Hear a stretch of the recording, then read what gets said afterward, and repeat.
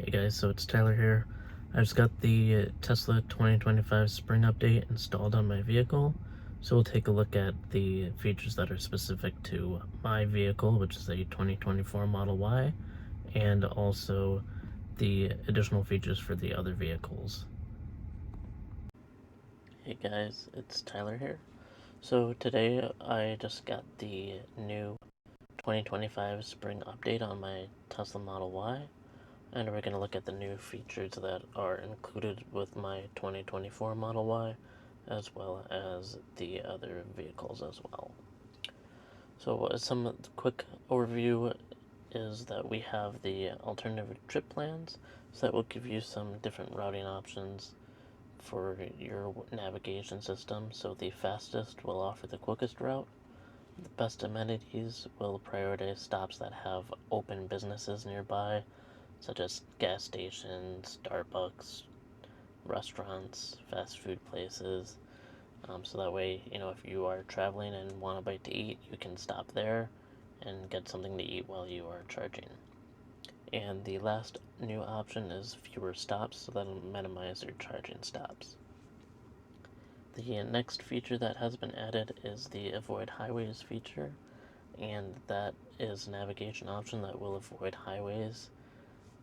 So if you're not a fan of highways or going, that fast, you can toggle that on and avoid highways to make your driving more comfortable. A great new update is the dash cam update to include the B-pillar footage from the vehicle in your dash cam and sentry clips.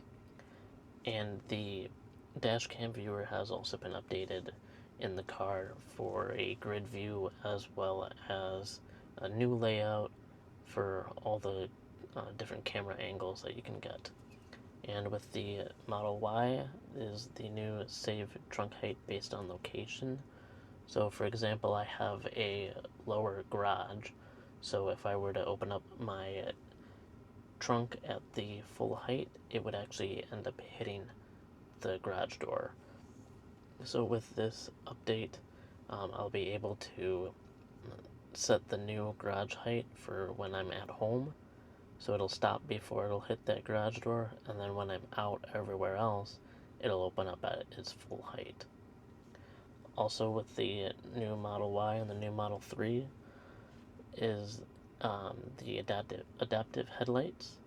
So those are going to dim sections of the headlights when you have oncoming traffic coming towards you, or when you have a vehicle in front of you.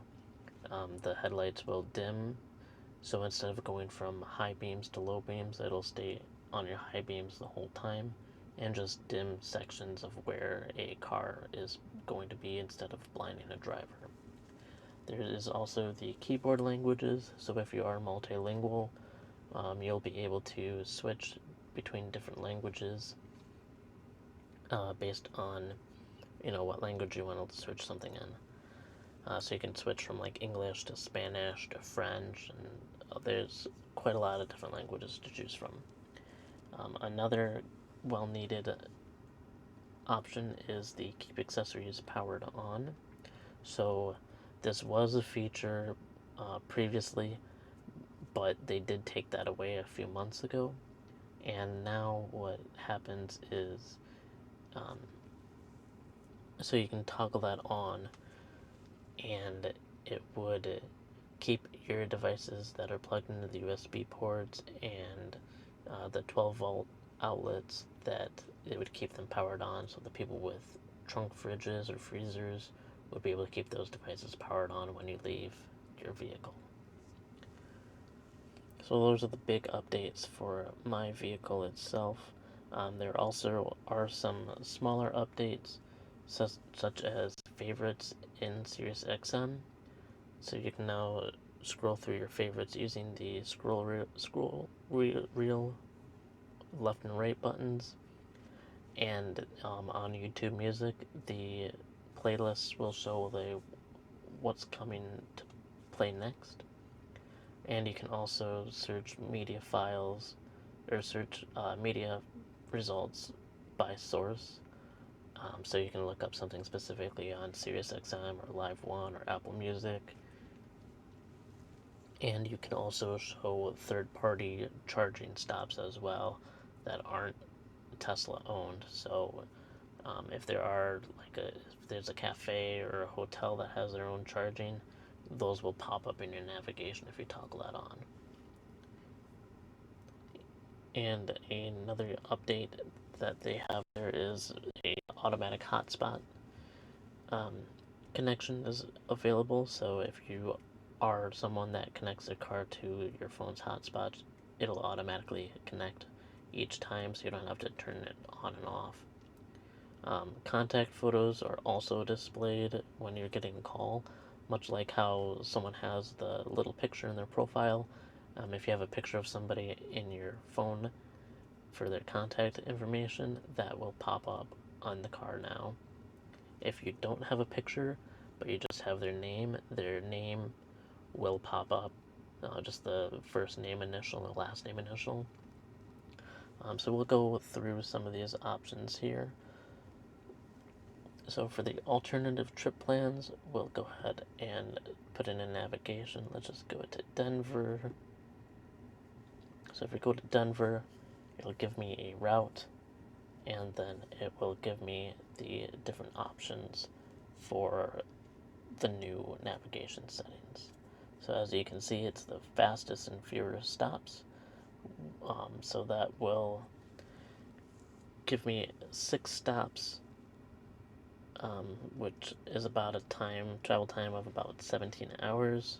If I switch that to best amenities, it adds a little bit longer, but they'll have places that have different amenities.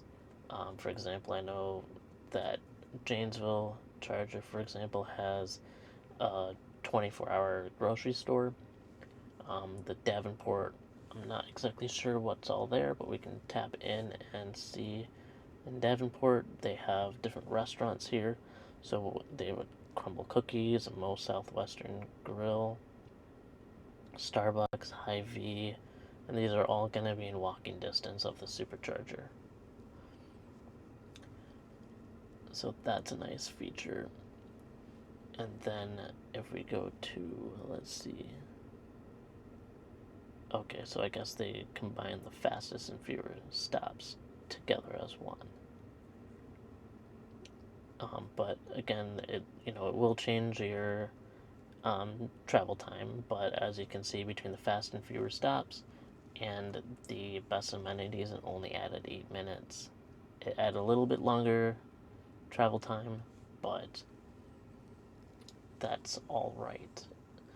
So depending on your travel recommendations, you might want to toggle in between those.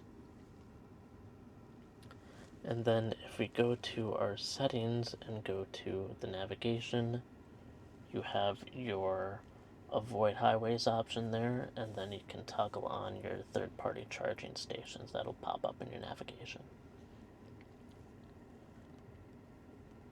And then if we go to our Sentry footage, so this is an older footage, so it doesn't have the B pillars, but this is what the new layout looks like. So you have your grid view right there. Let me go to my most recent here. So this will have the B pillar footage.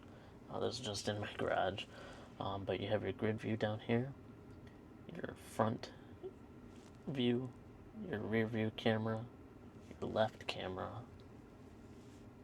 your right camera, your left B pillar, and then your right B pillar. And up here they also have a button to go to the next video footage from your last Sentry or dash cam footage. I haven't set my trunk height yet, but that is something that I will be setting up shortly. So it is nice that my trunk will no longer hit the garage door when it's opened, and then it'll open up full height everywhere else I go, which is nice. And then I can't can't show you this because it's hard to pick up on camera, but the adaptive headlights are a nice feature. Again, if you have oncoming traffic, that'll dim sections of the headlights when you're driving. Oh, that's my seat just moving. Sorry. And then another thing is that the keyboard languages, so I'll show you that. So if we go back to the navigation, down here is your keyboard language. So if you tap, oh, sorry. So if you tap there, it'll give you different keyboard languages that you can add. So you can add Arabic, Chinese, Danish, French, for example.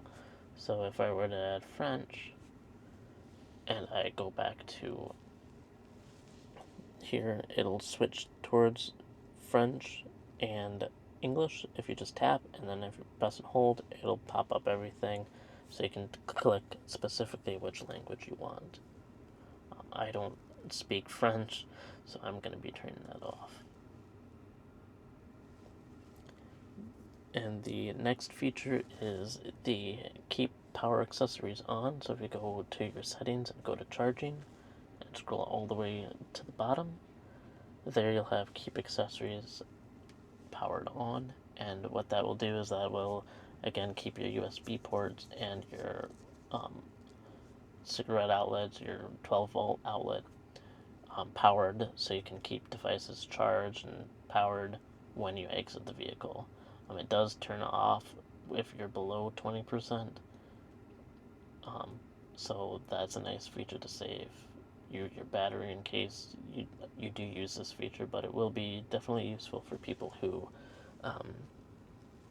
are, living in their car. I know there's some people that live in their car, or they bring a fridge when they travel, so that'll be very nice. And then again, there's that auto connect to the hotspot feature. There's the contact photos, and then for the other vehicles, there's going to be the specifically the Model S and X, there will be a so for the instrument cluster in the front, which is typically right there, when you put on your indicator, it will show the blind spot camera there instead of on the main screen, so that's going to be a nice feature. For the Cybertruck specifically, there's going to be a comfort mode. It's going to be a comfort mode for when you're in autopilot, and they also have the lane departure assistance, so that will keep you in your lane, which they didn't have previously. Also for the Cybertruck is they have the save frunk height, so if you open up the front trunk in your Cybertruck, you can save it to open up to a specific height, just like you can with the trunk in my Model Y. So that's all I have for this video. If you have any other questions, you can go ahead and comment down below, and I will do my best to answer. If you like this video, you can go ahead and hit the thumbs up and like it, and then subscribe, and I will see you guys in the next one. Alright, thank you, bye.